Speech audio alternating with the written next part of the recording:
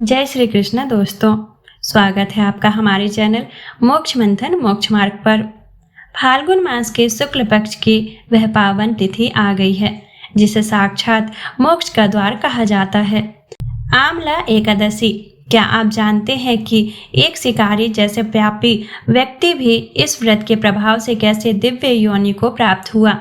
आज के इस विशेष वीडियो में हम श्रवण करेंगे भगवान परशुराम और आंवले के वृक्ष की वह दिव्य कथा जो आपके समस्त पापों का नाश कर जीवन में सुख समृद्धि भर देगी। आइए इस पावन यात्रा की शुरुआत करते हैं। फाल्गुन शुक्ल आमला एकादशी व्रत कथा। मानधाता जी बोले, हे वशिष्ठ जी, यदि आप मुझ पर प्रसन्न हैं तो ऐसे व्रत की कथा कहिए जिससे मेरा कल्याण हो। महर्षि बोले, हे राजन, सब व्रतों से उत्तम और अंत में मोक्ष देने वाली आम्ल की एकादशी के व्रत का वर्णन करता हूँ।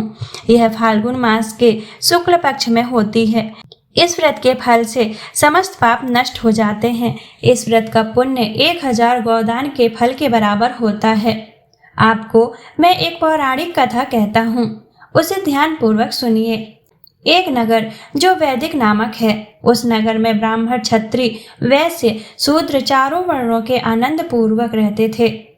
उस नगर में सदैव वेद ध्वनि गूंजा करती थी। वहां सभी लोग धार्मिक स्वभाव के थे। चैत्र रथ नामक चंद्रवंशी राजा उस नगर में राज्य करता था। वह महान विद्वान तथा धार्मिक था और प्रजा उसकी वैष्णव थी। एक समय फाल्गुन मास के शुक्ल पक्ष की आम्लकी नामक एकादशी आई और उस दिन राजा से प्रजा तक सभी लोगों ने हर्ष सहित उस एकादशी का व्रत किया। राजा अपनी प्रजा के साथ मंदिर में जाकर पूर्ण कुंभ स्थापित करके तथा धूप, दीप, नैवेद्य, पंचरत्न, छत्र आदि से धात्री का पूजन करने लगे।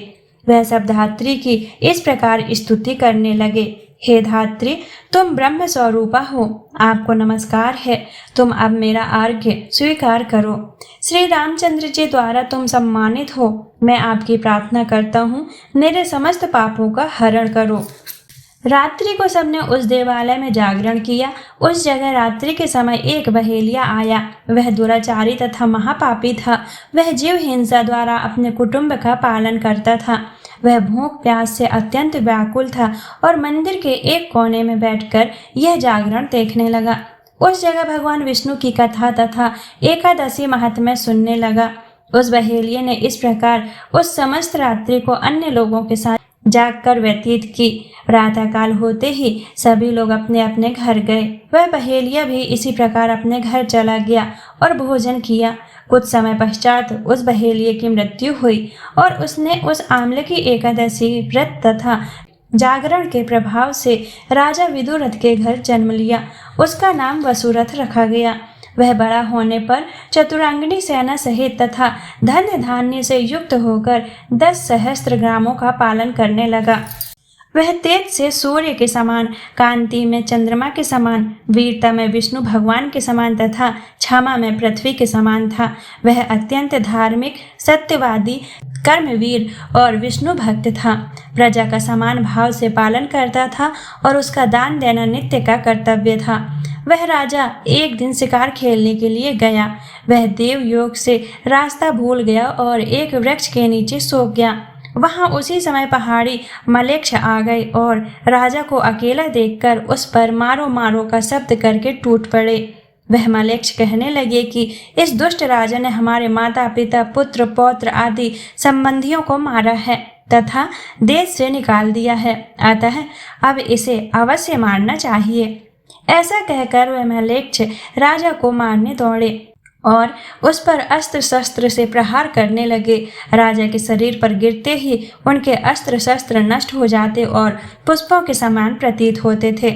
उन मलेच्छों के अस्त्र शस्त्र उन पर ही उल्टा प्रहार करने लगे, जिससे वे मूर्छित हो गए। उस समय राजा के शरीर से एक दिव्य स्त्री प्रकट हुई। वह स्त्री अत्यंत सुंदर थी तथा सुंदर वस्त्रों एवं आभूषणों से अलंकृत थी। उसकी भ्रुकुटी टेढ़ी थी। उसकी आंखों से लाल लाल अग्नि निकल रही थी। वह मलेच्छों को मारने के लिए दौड़ी और काल के गाल में समस्त मलेच्छों को पहुंचा दिया।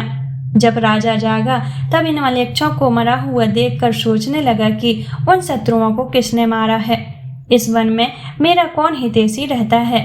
तभी आकाशवाणी हुई, हे राजन, भगवान विष्णु के अतिरिक्त इस संसार में तेरी कौन रक्षा कर सकता है। आकाशवाणी को सुनकर राजा अपने नगर को वापस आ गया और सुखपूर्वक राज्य करने लगा। महर्षि वशिष्ठ जी बोले, हे राजन, आंवले की एकादशी के व्रत का यह सब प्रभाव था। जो मनुष्य इस आंवले की एकादशी का व्रत करता है वह प्रत्येक कार्य में सफल होता है और अंत में विष्णु लोक को जाता है।